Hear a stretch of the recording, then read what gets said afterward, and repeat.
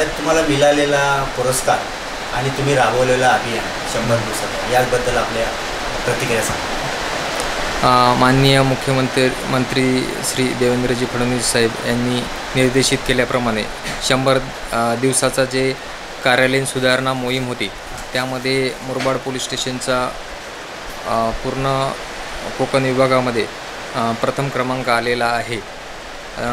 तर त्यामध्ये आम्ही जी कार्यालयाची स्वच्छता तर केलीच, त्या सौंदर्यीकरण केलंच, त्याचसोबत आपण गुन्ह्याचे जे ॲनालिसिस केलं त्यामध्ये AI चा वापर केला, क्राईम ॲनालिसिसचा, आणि त्याद्वारे ज्या ज्या ठिकाणी गुन्हे घडतात त्या ठिकाणी CCTV कॅमेरे आणि ज्या काही प्रतिबंधात्मक उपाययोजना, पेट्रोलिंग वगैरे आपण सुरू केल्यात, तर त्यामुळे गुन्हेगारीचं पण आपलं प्रमाण कमी झालेलं आहे। आणि दुसरं म्हणजे जे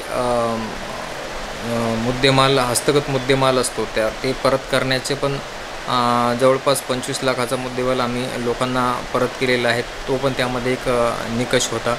आणि आमचे फिरते पोलीस स्टेशन जे तात्काळ एखाद्या गावात किंवा पाड्यावर जाऊन जाग्यावर तक्रारीची नोंद घेते आणि त्यांचं निराकरण करते। दुसरं त्यामध्ये आम्ही गाव दत्तक एक योजना राबवली, त्यामध्ये प्रत्येक गावाला आम्ही एक वेगळा पोलीस अधिकारी किंवा अंमलदार नेमलेला आहे, ते पूर्ण गावाच्या संपर्कात राहून वेळोवेळी माहिती घेते। कुठलाही गुन्हा घडला तर तात्काळ जाऊन आम्ही आरोपींना अटक करून लवकरात लवकर दोषारोपपत्र दाखल करून त्या गुन्ह्याची निर्गती करून शासन कसे लवकरात लवकर त्याला होईल याची आम्ही काळजी घेतो।